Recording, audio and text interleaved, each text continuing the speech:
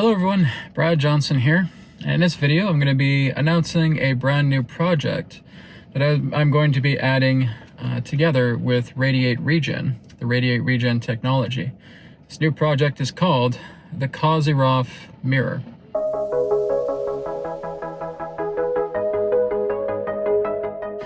So there has been an internet phenomena going on for quite a while, pertaining to a technology that was created by a fellow by the name of Nikolai Kozyrev, around there. And it is quite a fascinating technology. And there have been certain people online who have had interest in building a particular model of what I would say Dr. Kozyrev has created. Unfortunately, a lot of those people who have intended to create this particular technology have not followed up a lot relating to what's happened. I'm not too sure if there's something in regards to fear. I'm not too sure maybe if they spent so much time with it that they ascended off planet or what. But this is something that both my fiance and I expressed interest in because it was just the other day. We're both fans of the show The Y-Files, and we watched this particular episode about a year ago called the KOZYREV Mirror, right, or time travel in that way. If you have not watched that, if you're not familiar with the Y-Files, I would suggest you look into it. It's very well produced. The host is named AJ, and he has a funny little companion named Hecklefish. My fiance and I both love the show very much. And he was just sharing information in regards to what's referred to as this, you could call it almost like a time mirror, time travel, out-of-body technology, and that Russian research has been looking into this quite extensively, going back into the 1990s. And they had some very interesting experiences there, from connecting with extraterrestrials, connecting with interdimensionals, connecting with celestial beings, and being able to look at forecasts, prophecies, and so forth. It was quite interesting. And I started looking at this, and I've looked at a few other videos that talk about the KOZYREV mirrors, and I said, oh, that's it. We're going to have to make this thing. So that is exactly what I'm going to be doing this weekend, is Brienne and I are going to be putting together a KOZYREV mirror.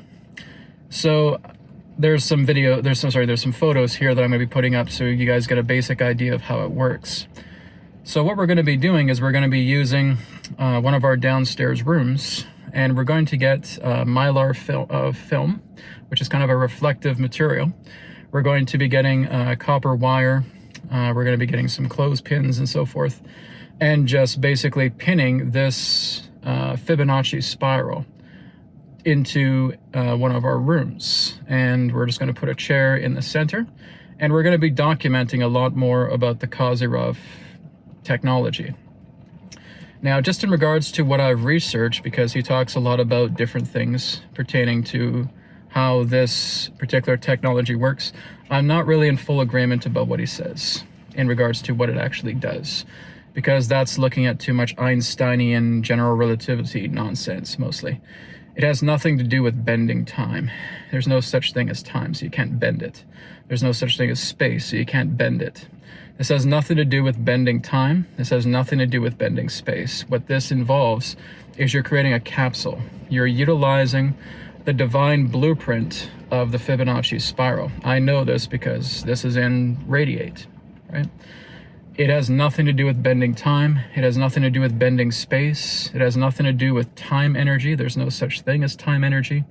This, again, is just coming from a mathematician's perspective, trying to look at something that he can label to get an idea about what this actually does. But from my own experience working with Fibonacci spirals, because I have extensive experience with that, working with sacred geometry, this has nothing to do with time energy. No such thing as time energy.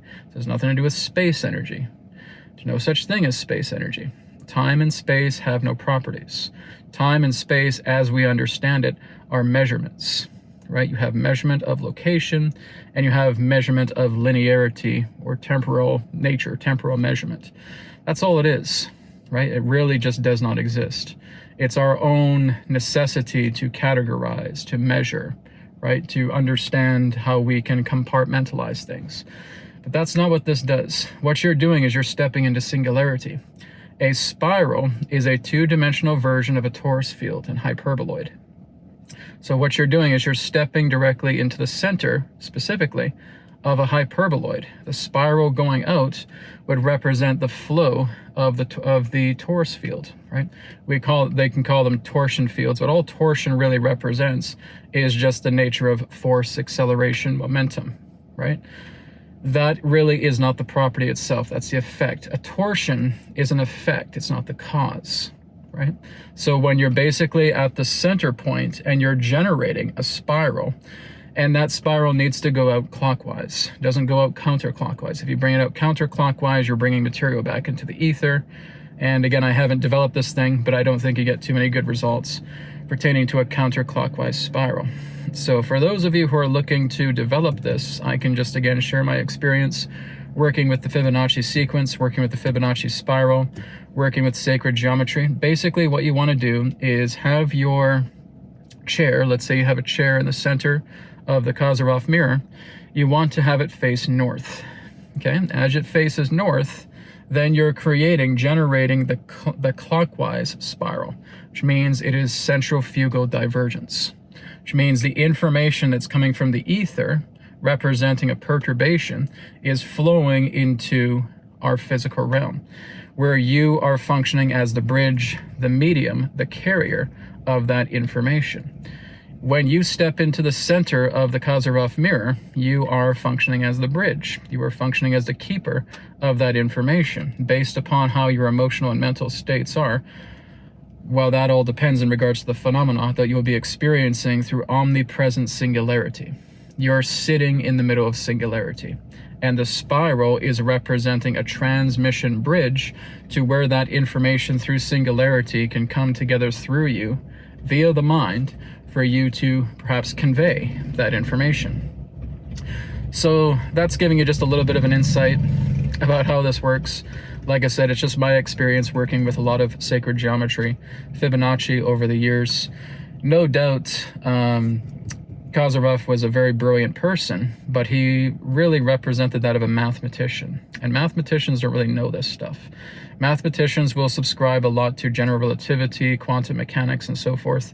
And those are not efficient to understanding the true nature of what the actual KOZYREV spiral does, right? Or the KOZYREV mirror really does. And like I said, it's because we try to bring a general relativity stamp onto it, or we try to bring a quantum mechanics stamp onto it, or we try to bring a mathematic quality to it. And it's not to say that there isn't math involved, there certainly is. The Fibonacci spiral is all about math.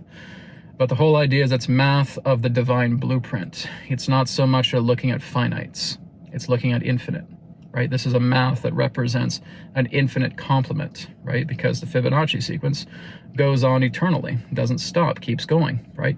That is the complement of infinite math blueprint. So that's what you're using, right? And so again, I'm going to be working with my partner. We're going to put this together, and we'll be documenting again a lot of information pertaining to the KOZYREV spiral. I intend to use it quite a bit. I'm going to probably go in to see what is ahead for us. I may look in to see if we can connect. Maybe I can connect with Adronis more directly.